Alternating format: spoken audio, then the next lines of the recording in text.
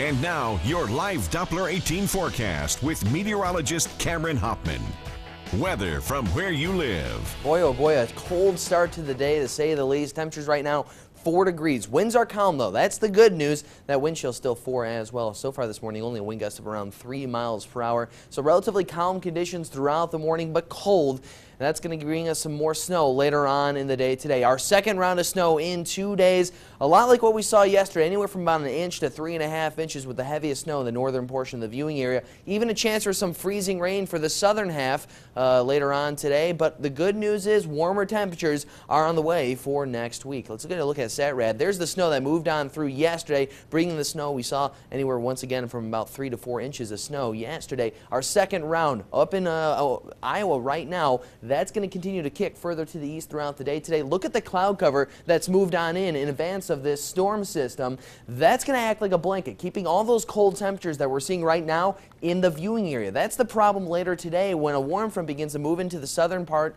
of Indiana. That's going to warm some of the snow we see up into some rain, but as that rain falls, it comes to the surface, and that's going to actually freeze on contact with any of the surfaces because of all those cold temperatures in the cloud cover, keeping all those cold temperatures in. There's the snow right there. Once again, the northern portion catching most of the snow. You saw some freezing rain to the south. I wouldn't be surprised if we saw some freezing rain for our viewing area, mainly the southern half. Lafayette and south could expect even a little bit of freezing rain, so slick road conditions to say the least throughout the day today. Tomorrow you begin your day under mostly cloudy skies, but things clear up throughout the day thanks to a high pressure system. We're looking at temperatures only into the mid-20s once again, so another cold day tomorrow, but things will certainly be warming up here over the next few days or so. So that snowfall begins to move on in during the late morning and early afternoon. Once again, about 1.5 inches further to the south, all the way up to about 3.5 inches, maybe even a little more for the northern portion of the viewing area. 4 degrees by 9 a.m., 13 by your lunch hour. Winds relatively calm throughout the day, maybe gusting up to around 15 miles per hour.